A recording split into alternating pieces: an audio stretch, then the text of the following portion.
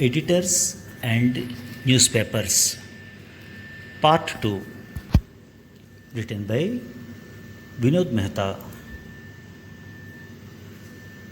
The political landscape in 1974 was dominated by Jayaprakash Narayan, with the Prime Minister merely reacting to the serial challenges he threw at her. Ironically, Jayaprakash Narayan's offensive against Indira Gandhi came at a time when she was basking in the glow of several triumphs. In the 1971 general election, Mrs. Gandhi's Congress R won an emphatic victory on a simple yet unbeatable slogan. Garibi Hatao was not coined by an advertising agency. It came from the PMO, although the genius who conjured up the phrase remains obscure. Soon after, the historic military victory in East Pakistan electrified the nation, and even BJP and RSS leaders hailed Indira as a modern Durga. Ramchandra Guha quotes a Lahore Urdu daily wailing, "Today the entire nation weeps tears of blood. Today the Indian army has entered Dhaka. Today, for the first time in 1,000 years, the Hindus have won a victory over Muslims." Indira Gandhi's non-aligned foreign policy too was widely hailed in the country, though the Chinese were still up to tricks. On a less solemn note, our charge d'affaires in Beijing, Lakan Mehrotra, walked out along with his wife on a banquet in honor of Zulfikar Ali Bhutto given by the Chinese Vice Premier when the Chinese leader raised the issue of self-determination for the Kashmiris. Finally, through a populist but highly controversial piece of legislation, Mrs. Gandhi abolished the privileges and privy purses of the princess. Given the widespread public popularity of these decisions, one would have thought Mrs. Gandhi was unassailable. If you add the fact that in the middle of 1974, India successfully conducted an underground nuclear test in Pokhran, codenamed Smiling Buddha, Indira Gandhi could and should have easily seen off Jayaprakash Narayan's challenge. But it was not to be. More than the national turbulence, I nervously surveyed the media scene in which I was hoping to make a mark. Kushwant Singh was king at the Illustrated Weekly. The Times of India, still headquartered in Mumbai, boasted of Shamlal as editor and Girlal Jain as his deputy. Kuldeep Nayyar was the Delhi editor of the Statesman, and Arun Shourie, then a member of the Planning Commission, had begun to publish articles on the government's economic policies. The Indian Express, also based in Bombay, had V.K. Narasimhan as editor, but the real, not so hidden editor was the proprietor Ramnath Goenka. Along with the Statesman, it was the most prominent paper opposing the Indira government. The Times of India, meanwhile, was a loyal support. The dapper Rusi Karanjia, owner of India's first weekly tabloid, both in size and content, held forth at Bridge, while Current was coming out under government control, allegedly by conning the editor proprietor D.F. Karaka. There were other big fish around. Minu Masani edited a monthly called Freedom First. The feisty A.D. Gorwala brought out the shabby but radical opinion once a week. Romesh Thapar and Rajmohan Gandhi were publishing Seminar and Himmat respectively. However, the editor most in the news was B.G. Varghese at the Hindustan Times.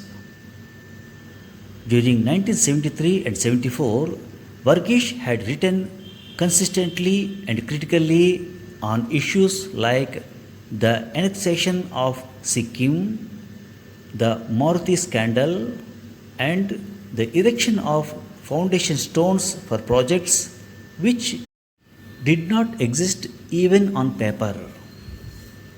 In August 1974, he was unceremoniously sacked by the proprietors of the Hindustan Times, ostensibly under pressure from Indira Gandhi.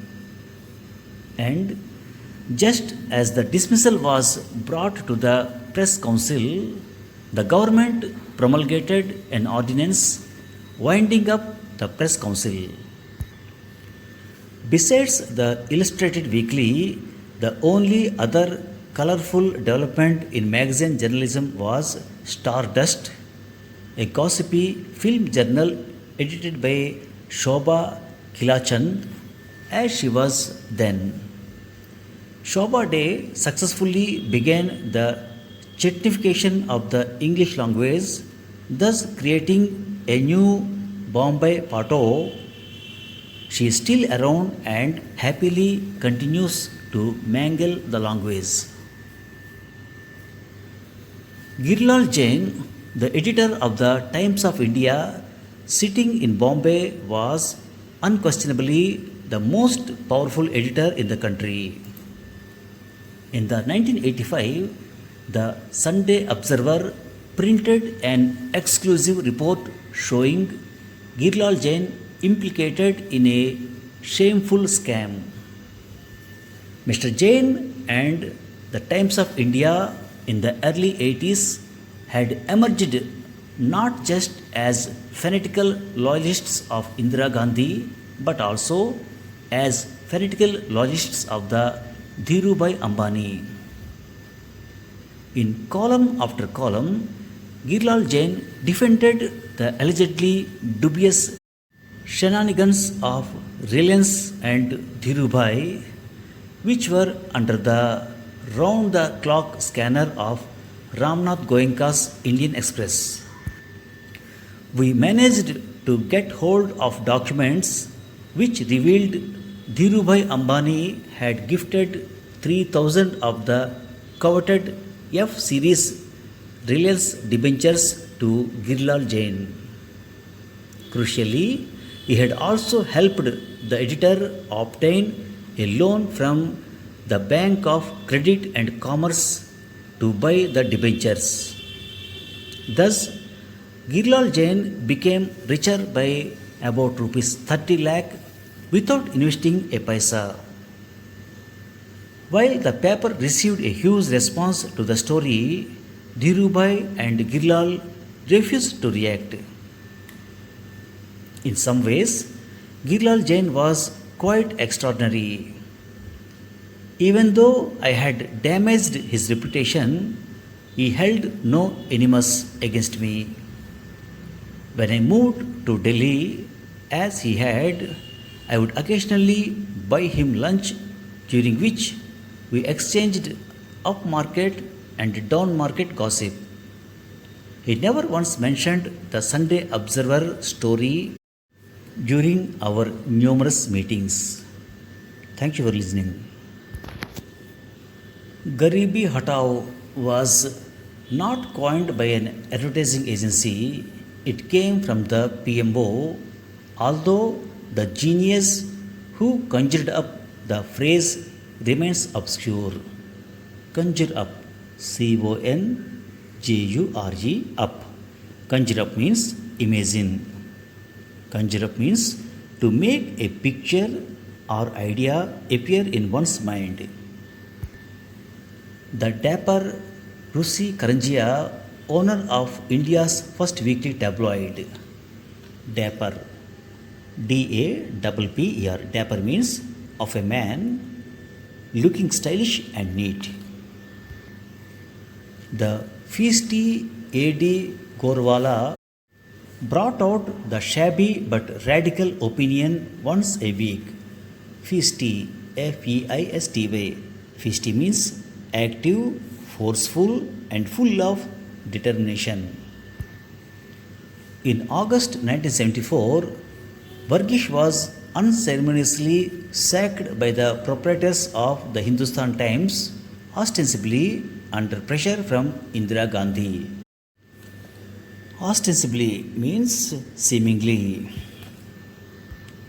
And just as the dismissal was brought to the Press Council, the government promulgated an ordinance winding up the Press Council.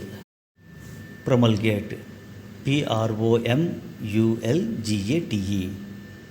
Promulgate means put a law into effect by official proclamation. Shobha Day successfully began the certification of the English language, thus creating a new Bombay Pato.